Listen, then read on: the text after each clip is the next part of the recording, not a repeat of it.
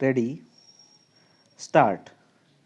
The appellant was thus held guilty also of causing the knife injury to Rakesh and came to be convicted under section 324 in addition to section 302 of the Penal Code.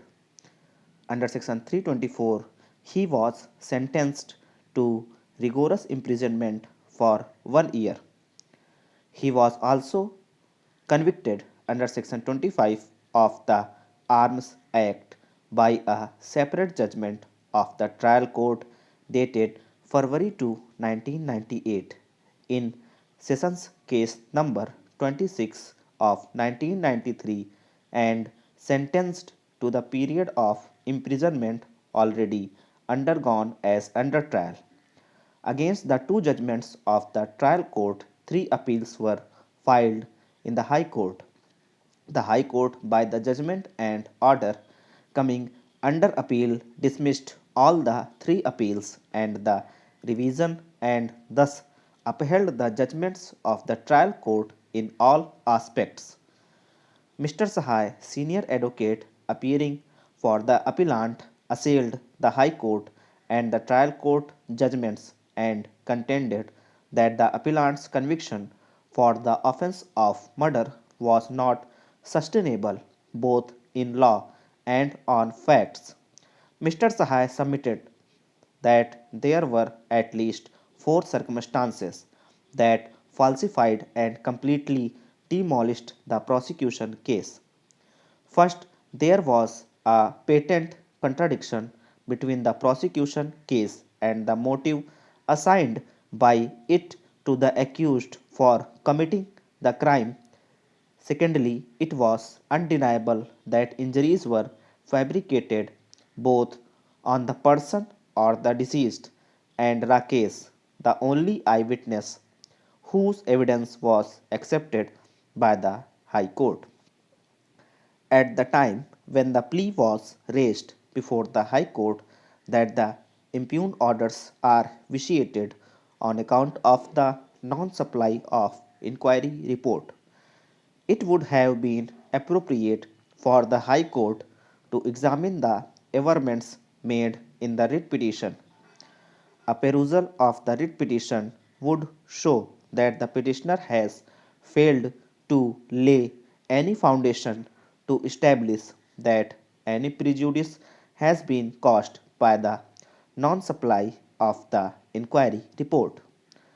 No prejudice was actually caused to the respondent. There was no failure of justice in the facts and circumstances of this case by non supply of the inquiry report to the respondent. The punishment imposed on the respondent cannot be said to be disproportionate to the gravity of the charges proved against the respondent. The charges related to the conduct of the respondent in a financial institution whereby he procured pecuniary benefits for himself. Further, SSE markets the agricultural produce of its members. It retains the sale proceeds in many cases. It is this retained amount which was payable to its members from whom produce was bought, which was invested in short term deposits or securities.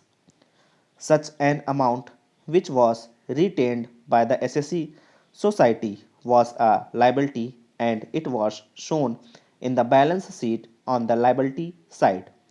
Therefore, to that extent, such interest income cannot be said to be attributable either to the activity mentioned in section 80 P2 of the Act.